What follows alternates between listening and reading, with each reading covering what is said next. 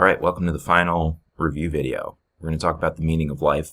This is going to be a short video because it was a short unit and we did it so recently that I think it'll be fresh in your minds, so I'm not going to spend too much time on it. Pessimism is the view that our lives have no meaning. Our lives are meaningless. In the Taylor reading, what we get at the beginning of the piece is an argument for pessimism. That argument goes as follows. 1. A life that's filled with repetitive and pointless activities is meaningless. Let me just clarify. By pointless, I think Taylor here mean they may internally have a point in the sense that you may intend to achieve some goal, but pointless in the sense that they add up to nothing of ultimate lasting value. Even if you achieve that goal through this activity, it doesn't last. It eventually fades away. That's the idea of a pointless activity. So the first premise says, a life that's filled with just repetitive and pointless activities is a meaningless one. The second premise says, our lives are filled with repetitive and pointless activities. It does follow from that therefore our lives are meaningless. So what's going on with the two premises? Why should I think that any life that's filled with just repetitive and pointless activities is a meaningless one? This is where the pessimist brings in the myth of Sisyphus.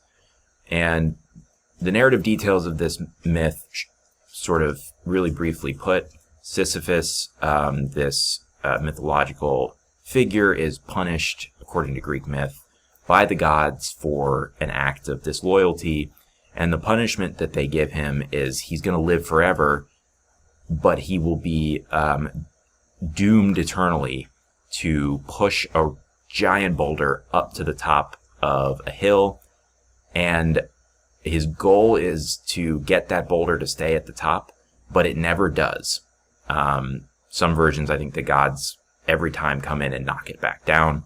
Other versions, it's just a sort of point where it can't sit at the top and it'll always tumble down to the other side. Sisyphus's fate is forever and ever and ever to push this rock to the top. When we talked about this, most of you guys said, that sounds like a meaningless life. If that's really all you got in your life. He's not like doing this with his friends. Or, there's not like a fraternity of guys like pushing rocks or something. It's just him. And he's doing the exact same damn thing one day after another, and it never amounts to anything. Even if he could achieve the goal, the rock being up there doesn't matter. Who cares? It has no lasting value or significance. So here's what Taylor says. That is Sisyphus's, repetitive toil is his life in reality, and it goes on forever, and it is without any meaning whatever. Nothing ever comes of what he is doing, except simply more of the same. Later he says, nothing comes of it, nothing at all. So Taylor here, and I think most of us are in agreement, this is a meaningless life. Why is it meaningless? Well, just the two things that are mentioned in that first premise. It's filled with repetitive activities that are ultimately pointless. This suggests that if that is what makes a life meaningless in the case of Sisyphus, then any life that was relevantly like that one, in the sense that it was filled with just repetitive and pointless activities, would therefore also be a meaningless life. That's the defense of the first premise. Okay, here's the sort of more interesting premise. You might be like, okay, sure, a life that's like Sisyphus's is meaningless. But my life isn't like Sisyphus, nor is everyone else's life. Our lives, you might think, are nothing like that. So why should I accept the second premise that our lives are filled with repetitive and pointless activities? I read this story in class. I'm not going to spend much time on it, but Taylor tries to get you in the pessimist's headspace and tries to get you to see why one might think that our lives are no different by starting not with human beings, but by starting with other organisms and their life cycles. The example he picks is the New Zealand glowworms, who, while beautiful in their sort of bioluminescence, glowing in the dark, you can look up pictures of these, they are quite beautiful. From the outside, they look beautiful, but if you watch them for a long period of time, what you find is that they have a cyclical and pointless seeming life cycle, where these worms will grow and glow. Eventually, they'll hatch, and they'll become a little winged bug. That little winged bug will live for about 2 days, just long enough for it to mate, and then lay eggs. Once it's mated and laid eggs, it dies, and the glowworms hanging on the ceiling that it was once right next to will consume it and eat it and use it for nutrition for them to then grow and hatch. Once they've grown and hatched, they will then mate, lay eggs, and then die and get eaten, and so on, and so on, and so on, and so on. And apparently this has been going on for millions of years. In like one cave for millions of years. I mean, there's more than one, but if you pick one of these caves, you could go back millions of years, and this exact same process of cannibalistic consumption, birth, death, consumed by one's friends, birth, death, and so on. That's just going to keep going, and always has, or has been going on for millions of years. You know, Taylor's like, look, if those little creatures could become conscious, they'd be like, what are we doing? This is a pointless life. Maybe I give nutrition to a worm hanging above me when I die because I'll give up my body for them. But then for what? So that they can then transform into a little winged critter that reproduces, and then its offspring will hatch and become a worm, and then eat them, and then mate and have babies, which will then hatch, and so on and so on. There's just no ultimate point to it, and it's repetitive. Taylor says when we think about human beings, our lives from the outside, they kind of have this bioluminescent glow to them. Like a bustling street like this one looks in some ways, in its own unique way, just bustling with interest and life. But when you look more closely and you think about what each person is doing, you realize that eventually people fall into a routine.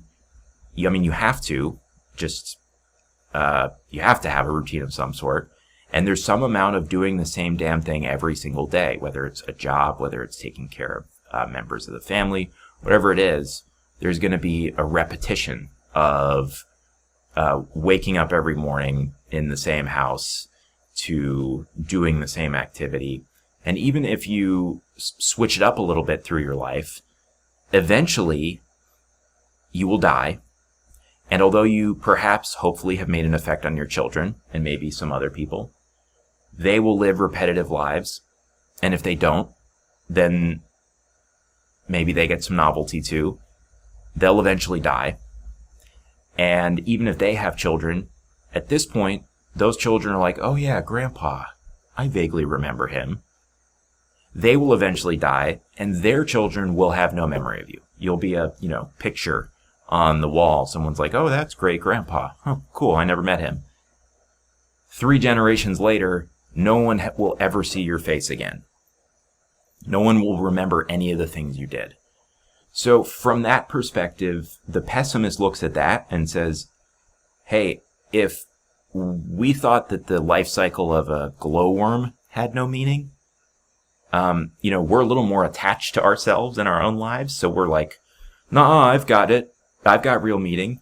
But if we had like a alien spectator come down and look at us in the way that we look at the glowworms, and if they lived centuries relative to us, they'd be sort of like, what is the point of what they're doing? Why are they talking on their phones and striving? And it's like, it adds up to nothing. They just get forgotten in a few generations.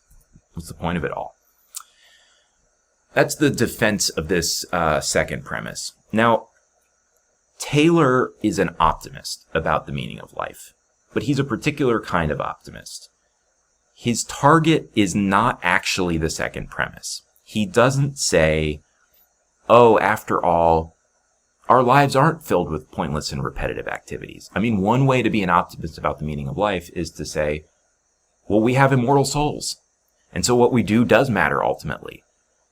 That would be a way of denying the second premise.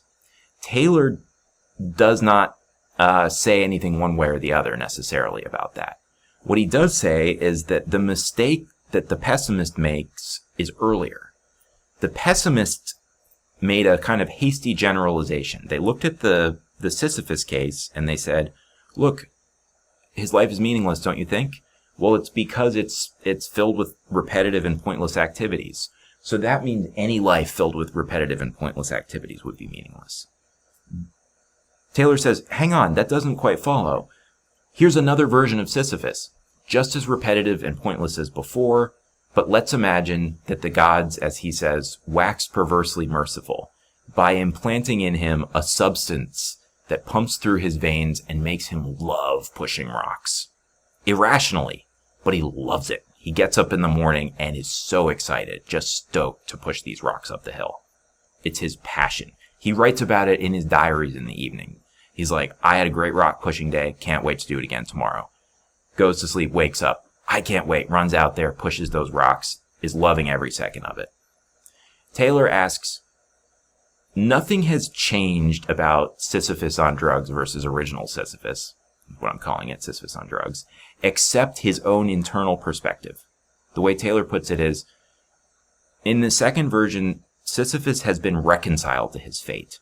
Even though the fate is the same, it's still just as pointless. The rock isn't going to ever stay up there. It's still just as repetitive. The difference is that now he loves it. Now he's made it his life's mission, and now he derives subjective fulfillment for him. And so Taylor thinks, does his life now have meaning?